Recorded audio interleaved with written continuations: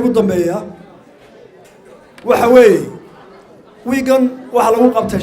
shir baa London lagu qabtay shirka London lagu qabtay waxa loogu tashanayay oo caalamku yiraahdeen aynu caawino Soomaaliya lama oranin Soomaaliland ma joogto waa qaybu lama oranin intii hore lacag baa la dooni jiray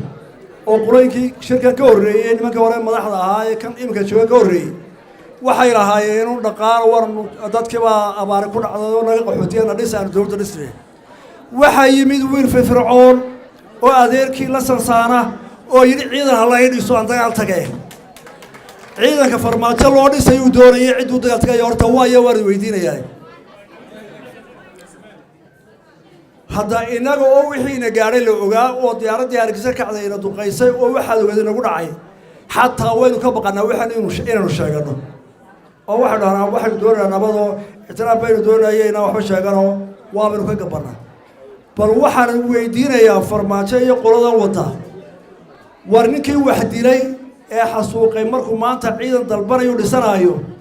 war kii uu xasuuqu diyaaradaha la dhacay meedkiisa qaxootigiisu banka wadnaana محو يليا جالس أفكر سام كنت جاي أبغى يلا تاي سام الله قد قنا يا أبغى يلا تاي وأنا سام يلينا أنا سويتيني رجعني تامي خيام يلينا واحد رأينا أنا كواس أسكت تنا أنا قلنا لينا مورانا أنا قلنا قد أيام جبرنا كاسنا كان كنا ميويا واحد وشيءنا عالمك أما لنا نكشرة أما نيويورك كشرة إذا كفرمات شلوا سمية الدولة دام شكرية دول سمية maanta loo aburo waxaan u waragnaa dagaal cad oo Soomaaliland laga soo qaaday ninkii dooraba ka qayb galay